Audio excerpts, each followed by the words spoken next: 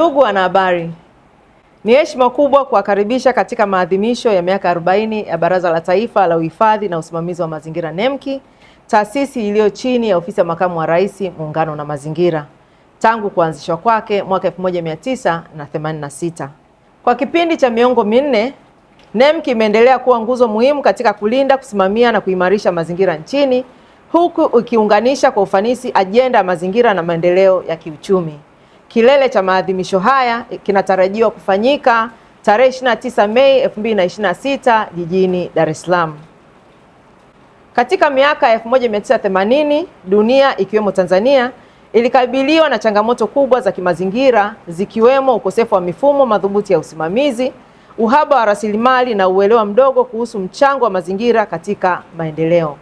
Leo hii taifa linajivunia mafanikio makubwa yaliyopatikana kupitia uwepo na mchango wa baraza. Katika kipindi cha miaka 40, NEMKI imefanikiwa kusimamia zaidi ya miradi 35 kupitia tathmini ya athari kwa mazingira, yani EIA, hatua inayosaidia kuhakikisha uwekezaji unazingatia ulinzi wa mazingira. Baraza limetoa zaidi ya vibali 20,000 vya mazingira, hali iliyochochea ukuaji wa viwanda na kuongeza ushindani wa bidhaa za Tanzania kimataifa. Baraza pia linaendelea kuzuia hasara ya mabilioni ya shilingi katika kudhibiti uchafuzi wa mazingira kabla ya kusababisha madhara makubwa.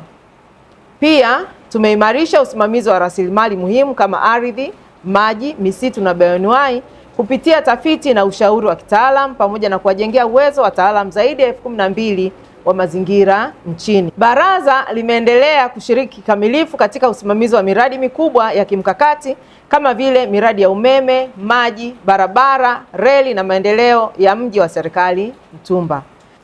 Pamoja na mafanikio haya, bado kuna changamoto zinazoendelea kujitokeza, zikiwemo mabadiliko ya tabia nchi, uchafuzi wa mazingira, upotevu wa bioanuwai na matumizi yasiyoendelevu ya rasilimali. Katika kuangalia mbele, NEMKI inaendelea kuimarisha juhudi zake katika kufanikisha Dira ya Taifa 2050 pamoja na Ilani ya Chama cha Mapinduzi inayolenga kuwa na mazingira salama, matumizi endelevu ya rasilimali na jamii yenye uwezo wa kukabiliana na athari za mabadiliko ya tabia nchi.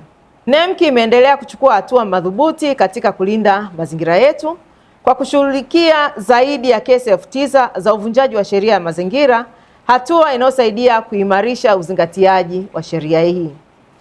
Pia tumeimarisha ufuatiliaji wa mazingira uliosaidia kupunguza uchafuzi wa hewa mijini na kuboresha ubora wa maji.